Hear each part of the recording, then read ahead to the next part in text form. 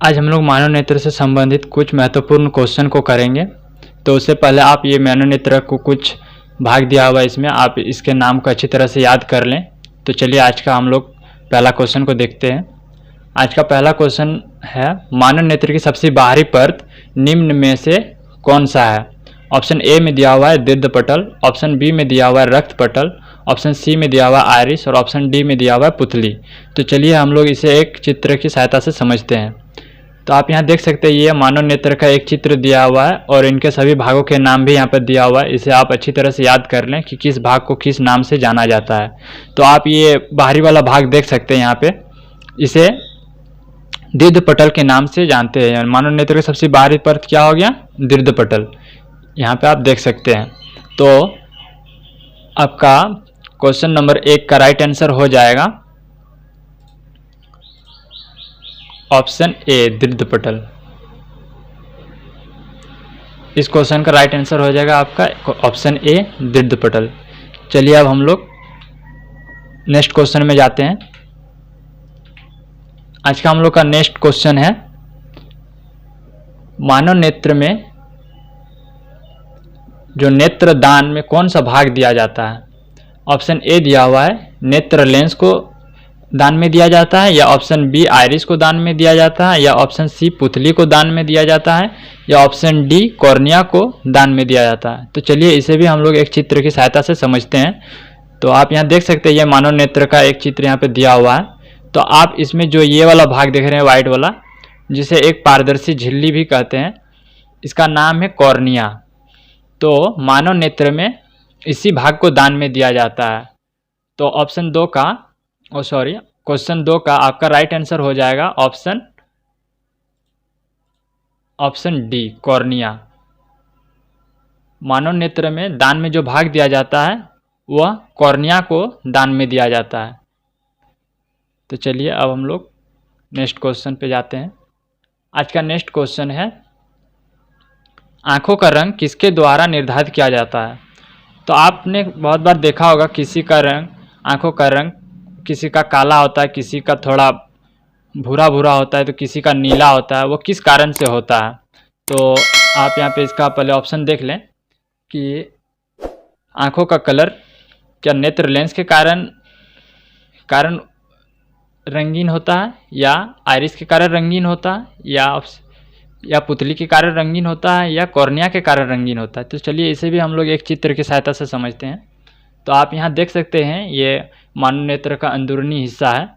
तो आप इसमें देख सकते हैं जो अंदर वाला ब्लैक वाला जो यहाँ पे काला वाला जो भाग दिया हुआ है, इसे हम लोग पुतली कहेंगे। उसके बाद ये जो नीला वाला भाग हो गया, इसे हम लोग परितारिका कहेंगे।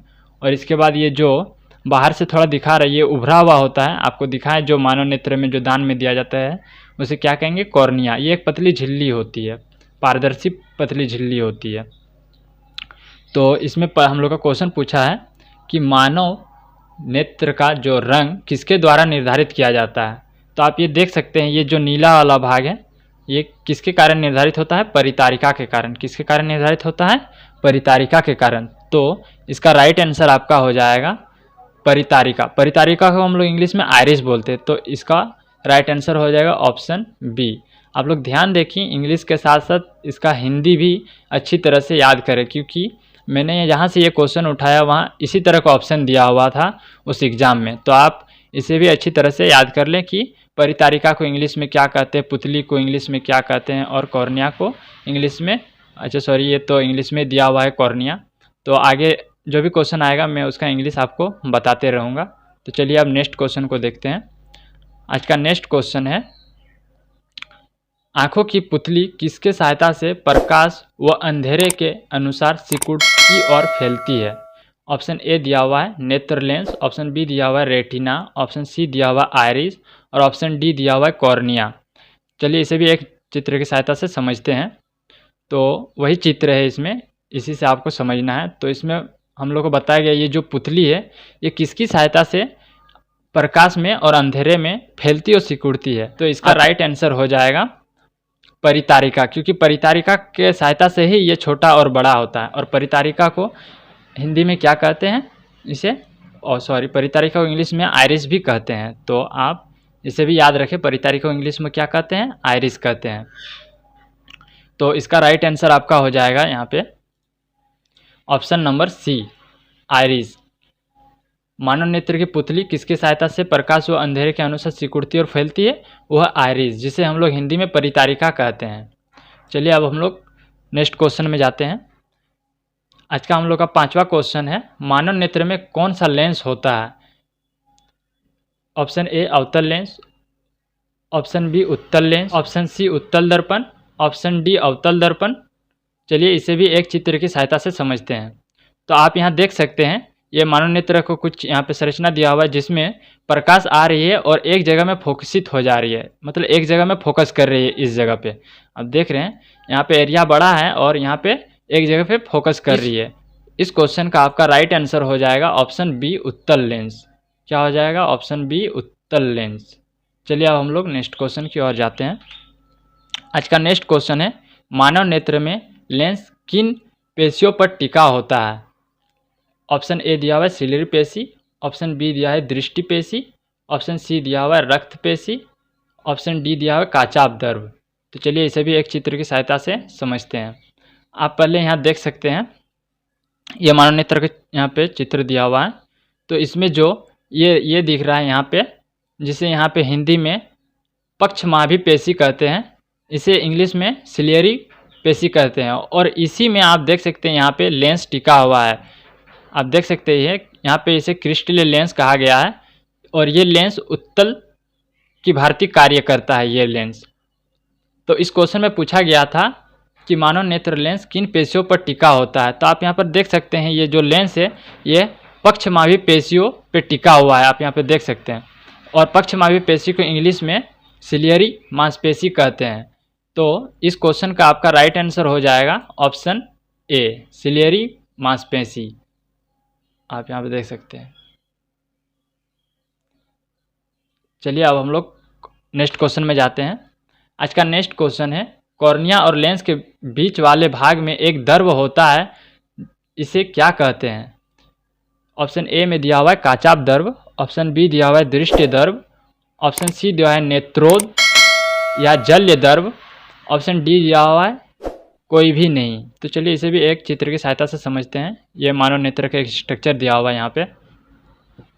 तो इसमें हम लोग से पूछा है जो कॉर्निया है, आपको कॉर्निया पता है, यहाँ पे कॉर्निया है।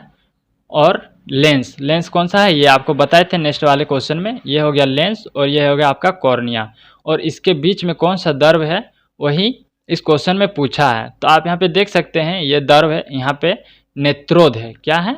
नेत्रोद। यहाँ पे कौन सा दर्व भरा होता है? नेत्रोद। तो आपका इस क्वेश्चन का राइट आंसर आपका हो जाएगा ऑप्शन नंबर सी, नेत्रोद और जल्य दर्व। नेत्रोद को और एक नाम से जाना जाता है, वो है जल्य दर्व। चलिए अब हम लोग नेक्स्ट क्वेश्चन की ओर बढ़ते हैं।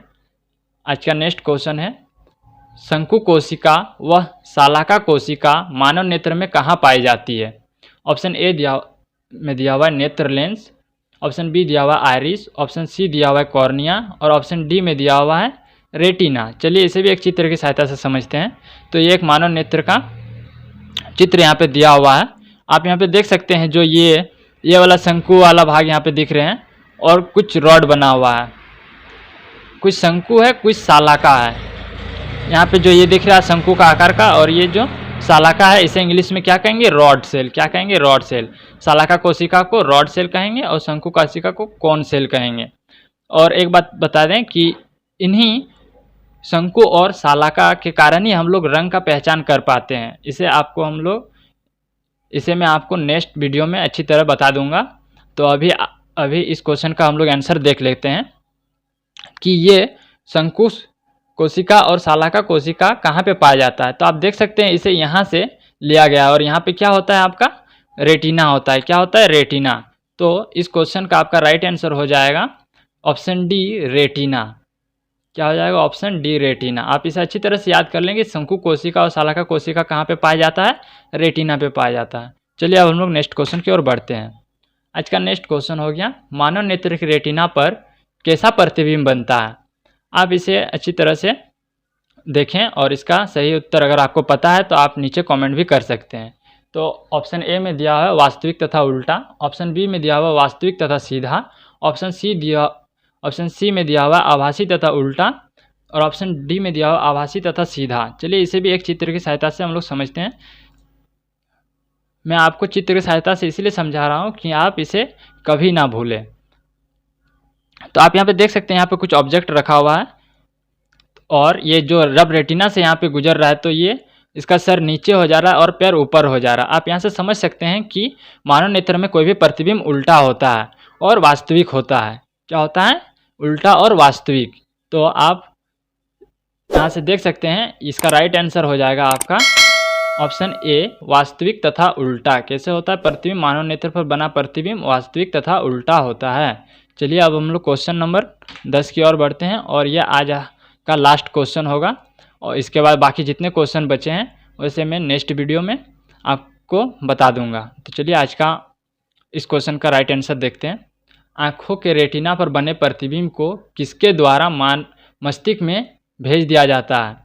ऑप्शन ए दिया हुआ है सिलेरी पेशी, ऑप्शन बी दिया हुआ है दृष्टि तंत्रिका, ऑप्शन सी दिया हुआ है सिलियरी पेशी, ऑप्शन डी दिया हुआ है दृष्टिपटल। चलिए इसे भी एक चित्र की सहायता से समझते हैं ताकि आप लोग अच्छी तरह से ये याद हो जाए। तो आप देख सकते हैं ये मानव नेत्र का गोलाक है, यहाँ पे दिया हुआ है। और चलिए इसमें जो क्वेश्चन पूछा उसका हम लोग आंसर देते हैं कि मानव नेत्र पे जो रेटिना में जो प्रतिबिंब बनता है, रेटिना आपको पता है ये जो येलो कलर का है इसे क्या बोलते हैं? रेटिना।